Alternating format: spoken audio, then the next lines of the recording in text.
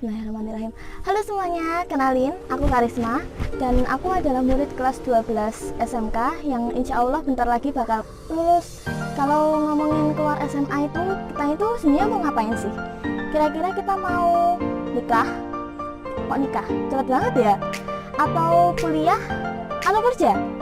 Nah, di sini kita bakal bahas apa sih yang bakal kita lakukan nanti setelah lulus SMK.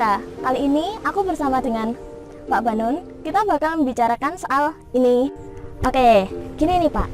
Biasanya nih ya, orang-orang itu kalau lulus SMA gitu kan ya, pasti mereka mikirnya kalau kuliah itu kira-kira nanti ngapain ya? Kenapa nggak mending kerja aja? Atau gini nih, kuliah itu penting nggak sih Pak? Oke, terima kasih Kak Karisma ya. Memang banyak sekali pilihan ya di dalam hidup kita, entah nanti pengen lanjut kuliah setelah sekolah, kemudian pengen menikah atau bahkan ingin kerja. Nah, tentunya setiap pilihan itu punya konsekuensi terhadap diri kita. Ya, andaikan kita punya keinginan untuk menuntut ilmu, maka sebaiknya bisa melanjutkan ke perguruan tinggi. Tetapi sebaliknya, oh ini kebelet nikah banget nih gitu ya. Nah, boleh langsung nikah asalkan ya punya konsekuensi tanggung jawab, karena cinta adalah keputusan untuk bertanggung jawab terhadap cintanya. Tentunya tidak hanya nikah-nikah saja, tetapi juga punya tanggung jawab untuk mencarikan nafkah. Nah, bagaimana kalau bekerja? Tentunya kalau bekerja ya, ini biasanya tuntutan daripada kehidupan kita.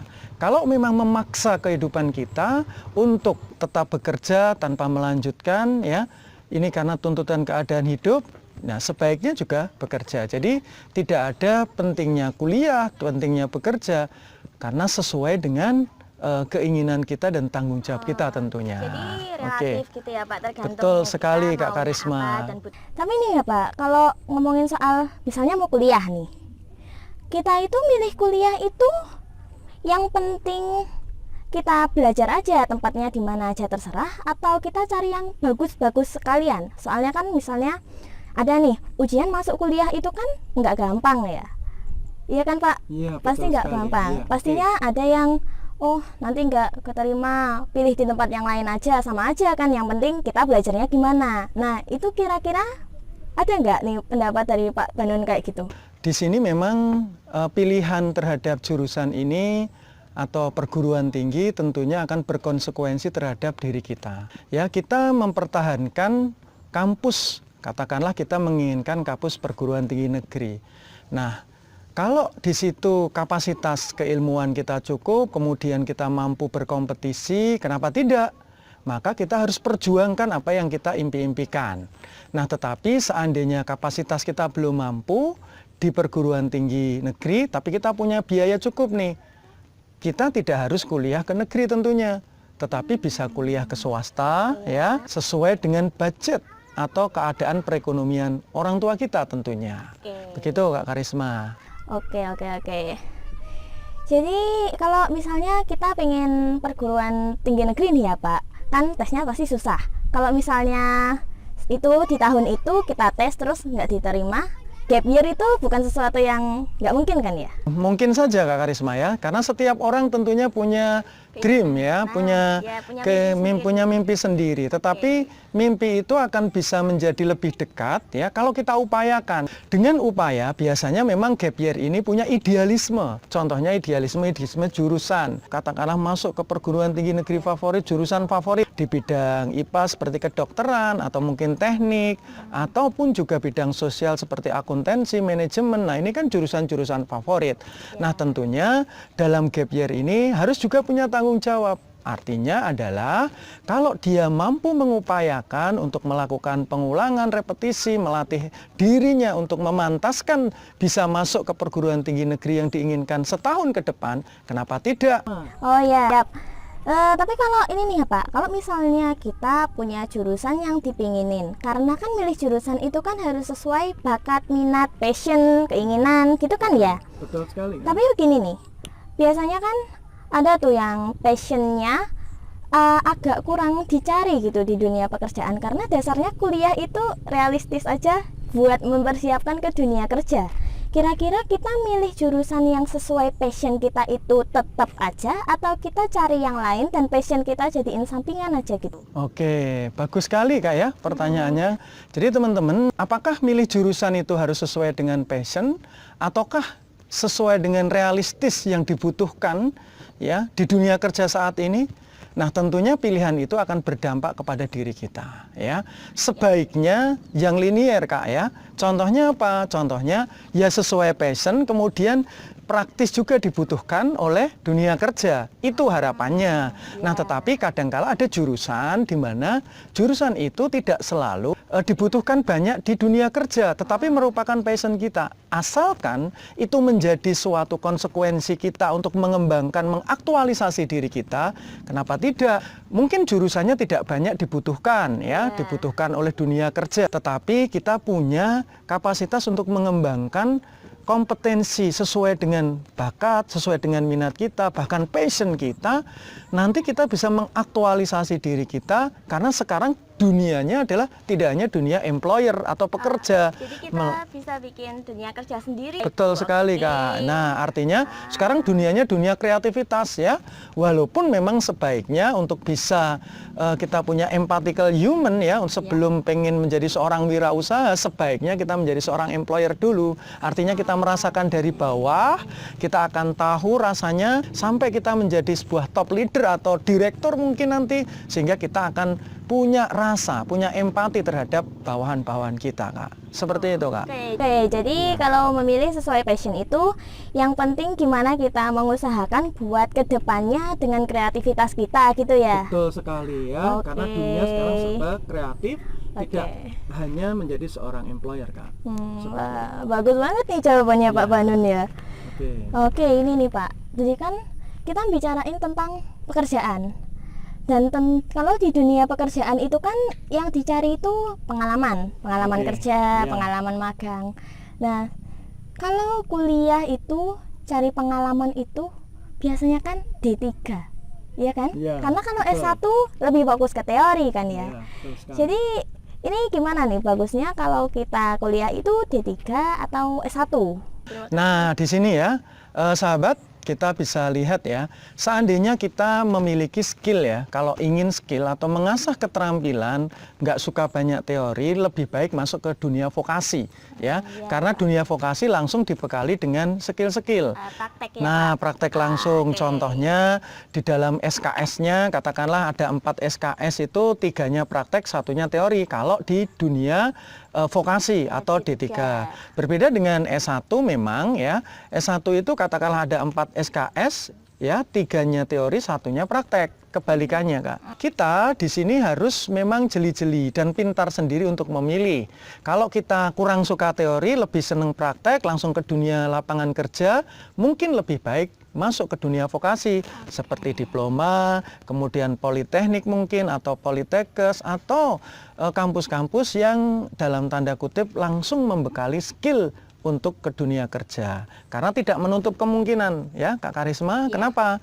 Karena pada saat kita nanti ingin lanjut kuliah, toh juga tidak ditutup, masih terbuka untuk melanjutkan ke program S1. Begitu ya Kak Karisma. Jadi kalau misalnya kita mau ambil S1 aja nih yang teori, itu berarti kita juga harus cari tempat magang sendiri gitu ya? Selain tempat magang sendiri juga nanti biasanya suatu kampus itu juga punya afiliasi ya dengan beberapa perusahaan untuk ditempatkan magang di situ.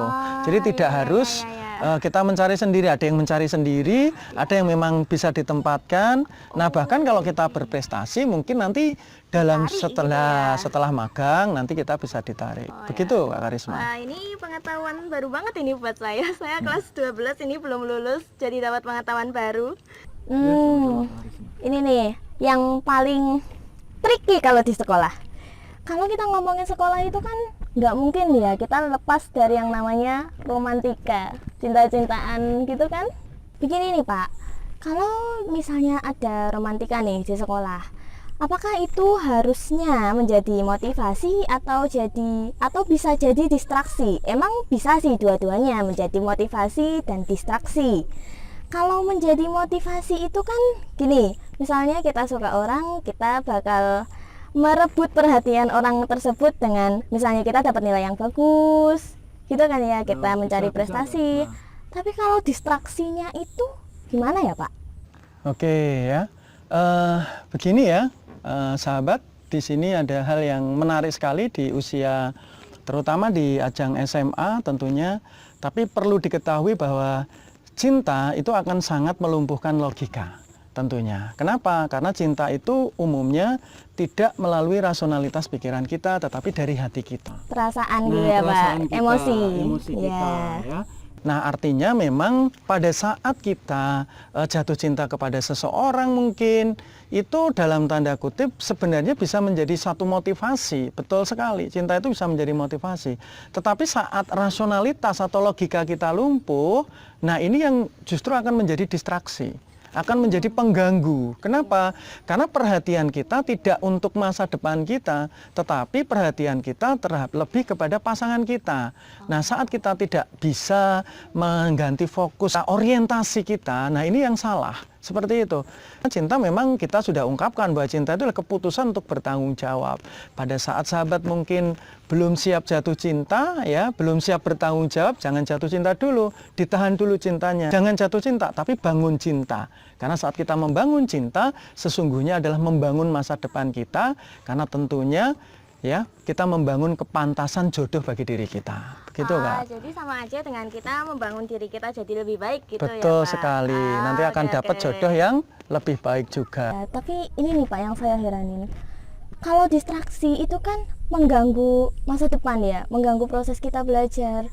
Kalau kira-kira distraksi itu udah ke tahap yang benar-benar ganggu banget, itu kira-kira harus bagaimana ya Pak? Apakah butuh bantuan profesional? Apakah kalau sangat mengganggu ya, suatu hubungan itu mengganggu, kemudian membutuhkan seseorang dalam tanda kutip untuk menyelesaikan ya. Nah, tadi kita sudah ungkapkan sebenarnya ya, lebih baik di usia sahabat ini memutuskan untuk memantaskan diri dulu. Artinya ya cintanya ditahan dulu, walaupun cinta itu fitrah insani. Tetapi memang perlu kita jaga ya. Artinya kita jaga demi kebaikan diri kita, karena bisa jadi suatu saat kita jatuh cinta itu nanti akan berakibat buruk pada masa depan kita.